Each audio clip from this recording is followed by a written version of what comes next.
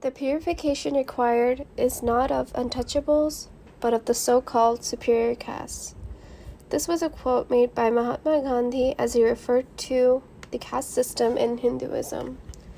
The origins of the caste system in India are not clearly established. According to one long-held theory, Aryans invaded South Asia and established the caste system. They defined roles in the society and assigned groups to them. This correlates to the division among people in the caste system. There was a scenario created where the Aryans were at the top and anyone that was non-Aryan was at the bottom. The caste system was thought to remain stable throughout history and give identity to individuals. Varna was the framework in which people were grouped into classes, while Jati referred to someone's birth. Though it cannot be determined to why Jatis came into existence, historians agree that the Jati system emerged since it offered a source of advantage in an era of poverty and volatile political environment. It gave purpose and duty to individuals and maintained order in society.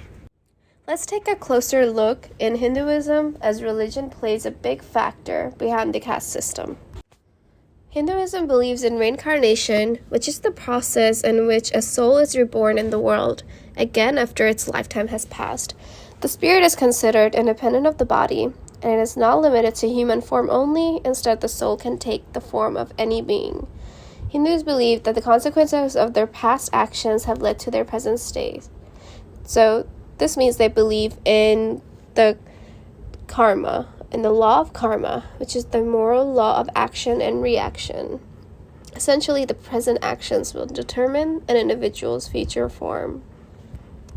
People's actions determine their current and future lives. Thus, they try to do good deeds to achieve good karma. For example, one reason why most Hindus are vegetarian is to avoid killing animals, and the soul attains to achieve moksha, or salvation. Salvation ends the cycle of rebirths to become part of the absolute soul, and to join Brahman. Most forms of Hinduism are henotheistic, meaning they only worship one form of God. In Hinduism, the god is known as Brahman. However, followers may also follow other gods and goddesses. The Vedas are the sacred religious text of Hinduism, and early evidence points to the caste system in the Vedas dating back as early as 1500 BCE. The Vedas form the basis of the Hindu scriptures. The Vedas are comprised of the Rig Veda, Samaveda, Yajurveda, and Atharvaveda. Dharma is mentioned in the Vedas, and dharma is the order of life and society, and it includes performing rituals. It's not just an act of worship, but a way of life that shows how the ordering world as it should be. It is also used as a social order that sustains the whole universe. The caste, or the birth groups, are used to show the roles in the order. Jati determines one's occupation along with who and how individual is allowed to interact with. It is set by measures of their ritual purity and impurity. There are 4 main classifications of the caste system, and it is based on Brahman's divine manifestation of 4 groups: Brahmins, Kshatriyas, Vaishyas, and Shudras. The 4 broad varnas emerge from parts of the body of the divine being, Brahman, from whom the universe was created. From his head, the priests and scholars, or the Brahmins, arose. From his arms, the kings and warriors, the Kshatriyas, arose. From his thighs, the farmers and merchants, and more of the common people, which were the Vaishyas, came to be, and from his feet came the servants and laborers, Shudras. This portrays the fact that all the castes together make up one whole organism that plays different parts to work together for a greater purpose, which is the function of the body, or in this case, the universe as a whole.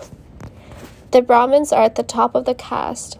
They are usually assigned to be priests and academic leaders.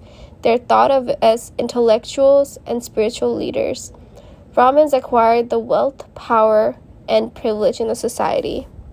The Kshatriyas are assigned to be warriors and politicians. They are protectors and public servants of society. The Vaishyas are assigned to be merchants and farmers. They're skillful producers. The Shudras are assigned to be servants and unskilled laborers. Below these four castes lies the Dalits, the untouchables. And this is where the controversy comes in. They're typically the outcasts and perform the lowest works. They are considered the lowest of the lowest. They are assigned to be street sweepers and any low form of work. Brahmins were considered the embodiment of purity, while the Dalits were considered the embodiment of impurity. By this means, the caste system determines a person's social, professional, and religious status in Hinduism. The oppressions and inequalities created by the caste system were seen very adversely among the Dalits' power in the society. Dalits were unable to work particular jobs and interact with other castes. If a Dalit was seen drinking water, that water would have been considered contaminated. The caste did not typically merge or mingle other classes either. The same caste usually married within each class, and they stayed within that social order. Separate facilities are established for different caste-based neighborhoods. The state administrations installs electricity, sanitation, and water pumps in the upper caste section, while neglecting to do the same for lower caste neighborhoods. Most Indians classify themselves as members of lower castes. The discrimination upon them were very noticeable. Brahmins could stay at the top of the hierarchy for generations, while the Dalits stayed at the bottom. Remaining at the top of the social standards enabled the high caste members to view themselves living to higher moral standards compared to lower caste individuals. Dalits were not able to use the same wells, visit the same temples, nor be able to use the same cups in tea stands. By not being able to even interact with other classes, lower castes were not able to get better jobs, improve their lives, or be treated like normal human beings at times.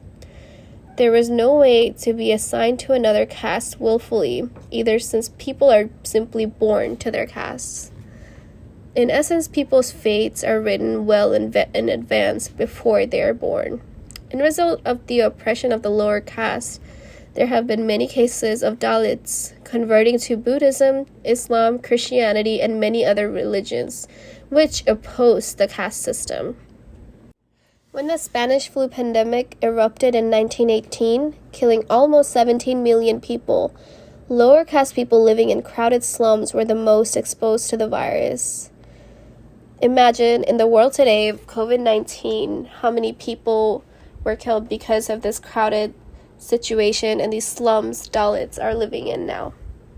Dalits are forced to take up essential jobs such as cleaning, manual scavenging, and working at brick kilns. Still, there are fundamentalists who argue in support for the caste system. There have been many scenarios in which highly identified group members would protect the identity of the group in situations when group norms are violated. When a norm is violated, members can view this deviant behavior as a threat to the group identity, and the people in power, such as the Brahmins, would be the people with power, and the people with wealth are in control of the country and the way it works and how the social order works. They are the ones the caste system would benefit while it oppresses the lower castes. The caste system became correlated into a form of institutional discrimination. Members of the higher castes have the rights and ability to essentialize their caste identity by having condescending actions towards lower caste members. For example, a Brahmin may choose to marry their daughters only to Brahmins to keep their caste pure, while a Dalit may often not be able to marry outside their caste. Brahmins would avoid conducting inter-caste marriages to avoid bringing shame to their family.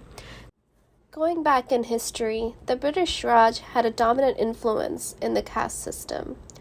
By the time the British came in India, The system had evolved to about 3,000 different castes. There were many changes seen throughout this period. When the British ruled Hindustan, former India, the caste system was bolstered. The British appointed only upper caste Hindus to senior positions and administrative jobs.